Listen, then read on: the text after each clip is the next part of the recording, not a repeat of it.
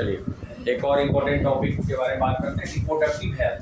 Reproduction तो मतलब जो भी आपने एडोलेंस पढ़ा वो रिप्रोडक्शन का ही इनिशियल पार्ट था, ठीक है। तो रिप्रोडक्टिव हेल्थ कैसा होता है, बेशक बच्चे 12 साल 10 साल में रिप्रोडक्शन के लिए रेडी हो जाते हैं, बट एक हेल्थ तो होना चाहिए ना बॉडी का, जो झेल पाए, ठीक है। नहीं तो बहुत लोग बर्बाद भी हो जाते हैं, ख़त्म हो जाते हैं। क्या खाएं क्या ना खाएं, ये चेंज ओवर का दौर होता है, इसमें अपने फूड को कंट्रोल करना बहुत ज़रूरी है। इसीलिए डाला है इधर कि क्या खाएं क्या ना खाएं। बॉयज़ के लिए अलग टाइप का फूड, गर्ल्स के लिए अलग टाइप का फूड। मैंने पिछले क्लास में भी बताया था कि अगर बॉयज़ हैं तो प्रोटीन वाली चीज़ें ज़्यादा खाएं, गर्ल्स हैं तो अवॉइड करें ऑयली चीज़ों को खाने से, या मार्केट की चीज़ों फैटी चीज़ खाने से को अवॉइड करें, या मार्केट वाले को तो दोनों मार्केट की चीज़ों को पैक्ड फूड आता है ना, उसको दोनों को अवॉइड करना चाहिए। बॉय गर्ल दोनों को नहीं खाना चाहिए, खासतौर पे इस एज में तो बिल्कुल नहीं। उससे तो किसी भी एज के लिए वो ठीक नहीं होता, लेकिन इस एज पर ध्यान रखना। और the reproduction health is the generally states that a person physically mentally and socially wellbeing. Physically देखने में तो ठीक हो, मेंटली माइंडसेट भी ठीक हो उसका, और सोशली वेलबींग समाज में अच्छे से बिहेव करता हो, जिस एज ग्रुप के लोगों के साथ जैसा बर्ताव करना चाहिए उसके साथ वैसा ही करता हो। अब ऐसा नहीं कि किसी से लड़ाई करता हो, किसी से झगड़ा करता हो, वो भी फिजिकली फिट नहीं माना जाएगा। देखिए, टू कीप आवर हेल्थ, ठीक है, we have to follow given instructions. अपने आप को फिट रखने के लिए हमें कुछ इंस्ट्रक्शन फॉलो करने होंगे। डी ऑफ सी should have balance diet, balance diet खाना चाहिए। अब वो लड़कियों के लिए अलग डिफाइन है क्या खाना चाहिए, लड़कों के लिए अलग। अब ऐसा नहीं जाकर खाना शुरू करते हो साइंस। देखिए एक और प्रॉब्लम है, आप कोई पैदा होकर तो आए नहीं है, आप लोग कोई 10 साल में आए, कोई 12 साल में आए, कोई 9 साल में आया है, तो जाहिर सी बात है अभी हो सकता है बॉडी में किसी में कोई खास चीज़ ज़्यादा अधिक हो, कोई कम हो, खाना तो उसी के हिसाब से खाना चाहिए ना। इसीलिए कोई भी टॉनिक, कोई भी एक्स्ट्रा डाइट बिना डॉक्टर की सलाह के नहीं लेना चाहिए। क्या पता पहले ही से कोई चीज़ बहुत बड़ा हुआ वो दबा कर खा लेगा, और जिस चीज़ कमी हो खा ही नहीं रहे हैं। पहले डाइट पहले ही से बैलेंस बना हुआ है तो पहले डाइट ठीक। Should observe personal hygiene and cleanness, ये भी इम्पोर्टेंट है। पर्सनल हाइजीन और क्लीननेस का खास ध्यान देना पड़ेगा। साफ सफाई का, कहाँ साफ सफाई, जाकर मुंह पे पानी मार कर हाथ पर धो लेना साफ सफाई नहीं कर जाता है। बॉडी के कुछ ऐसे भी पार्ट है जो हमेशा मरते रहते हैं, गंद देते रहते हैं, वहाँ पे बैक्टीरिया पनपते हैं, उनकी साफ सफाई ज़्यादा जरूरी है, ठीक है।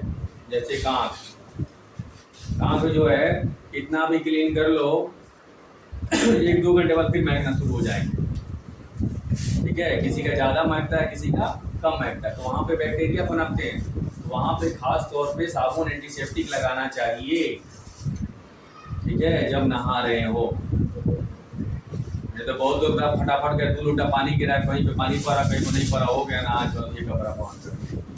भाई वो अंग जहाँ पे जहाँ जांग का ज्वाइंट होता है वहाँ भी, जहाँ पैर का ज्वाइंट जांग का और जहाँ हाथ का ज्वाइंट, वहाँ पे खास ध्यान देने वाली चीज़ है। Should do physical exercise. Physical exercise सबको करना चाहिए, चाहे वो मोटा तगड़ा हो चाहे पतला सुसड़ हो, ठीक है, दोनों को फिजिकल एक्सरसाइज करना चाहिए। ध्यान रखना, न्यूट्रिशनल नीड फॉर एडोलेंट 60%, देखिए ये थोड़ा चार्ज ये हेडिंग होना चाहिए था। 60% कार्बोहाइड्रेट चाहिए बॉडी को, 15% फैट, 15 से 25% प्रोटीन। अब देखिए मैं फिर वही बात कह रहा हूँ, 15% फैट का मतलब जो पहले ही से फैटी वो भी 15% नहीं लेने लगेंगे, उनके पास तो पहले ही से फैट एक्स्ट्रा क्यों लेंगे, उनको नहीं लेना चाहिए। 15 से 25% प्रोटीन। प्रोटीन आप ज़्यादा ले सकते हैं, कोई दिक्कत नहीं, क्योंकि प्रोटीन कुछ बिगाड़ेगा नहीं आपका। ज़्यादा हो जाएगा तो फिर आपका पेट खराब करेगा और लैट्रिन के रास्ते निकल जाएगा।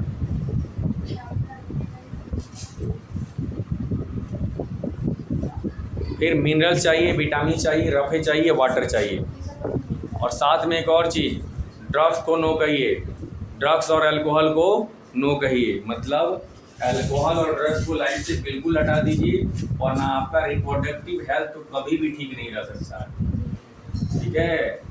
ड्रग्स और अल्कोहल ठीक है, जो गांजा वगैरह पीने लगता है, लोग खैनी खाने लगता है, गुटखा खाने लगता है लोग, ये सब आपके रिप्रोडक्टिव लाइफ को ऐसे बर्बाद कर देगा कहीं के लायक नहीं रहिएगा। और रिप्रोडक्टिव हेल्थ अगर खराब हो गया इस एज में या बड़े एज में तो फिर जवानी बेकार है, क्योंकि फिर बुढ़ापा और बचपना में फर्क तो इसी का है ना। दूसरा फर्क क्या है? सेक्सुअली ट्रांसमिटेड डिसीजेज, कुछ ऐसी भी बीमारियां हैं जो सेक्सुअली ट्रांसमिशन के कारण होती है। The diseases which are called by sexual contact with an infected person are called sexually transmitted diseases और एसटीडी। एग्जांपल में एड्स है, acquired immune deficiency syndrome, syphilis है, गोनोरिया है, देखिए यहाँ पे नोट करके है, नोट नहीं है लेकिन नोट ही है। एड्स ये वायरल इन्फेक्शन है, एड्स क्या है? वायरल इन्फेक्शन है। गोनोरिया और साइक्लिस जो है बैक्टीरियल इन्फेक्शन है। गोनोरिया साइक्लिस किसके कारण होते हैं? बैक्टीरिया के कारण होते हैं। प्रिवेंशन कैसे इनसे बचे? एड्स एक कितनी खतरनाक बीमारी है तो इसमें इस बीमारी से कोई नहीं मरता, इसमें दूसरी बीमारी से लोग मरता है। मान लीजिए जिनको एड्स हुआ, एड्स क्या एक वायरस है, जब अंदर जाता है ना हमारी इम्यून सिस्टम को ही कमजोर कर देता है, उसी को मार सकता है। बाकी बीमारी जब अंदर एंट्री लेती है तो इम्यून सिस्टम फाइट करता है, क्या करता है? फाइट करता है, धीरे धीरे उसको हरा देता है। एड्स के केस में क्या होता है कि वो जाता है तो इम्यून सिस्टम को ही मार देता है। जब इम्यून सिस्टम को कमजोर कर दिया है, मार दिया है ना, तो जानते क्या होगा?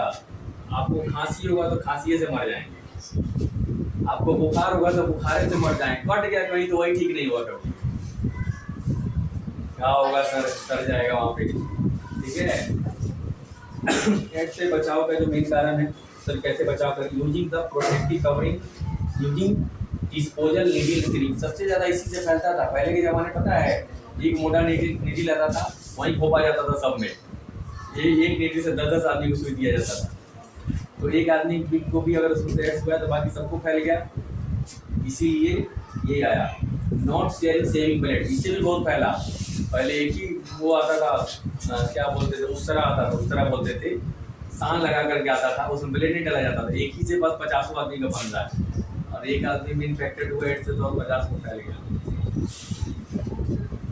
ठीक है। Not having multiple sex partner, HIV testing of the blood before transferring the blood, मतलब ब्लड अगर डोनेट कर रहे हो, ट्रांसफर कर रहे हो किसी को, तो उससे पहले HIV टेस्ट होना जरूरी है, ताकि ऐसा ना हो कि जिंदगी बचाने के चक्कर में जिंदगी दाव पे लग जाए, ठीक है। ये चैप्टर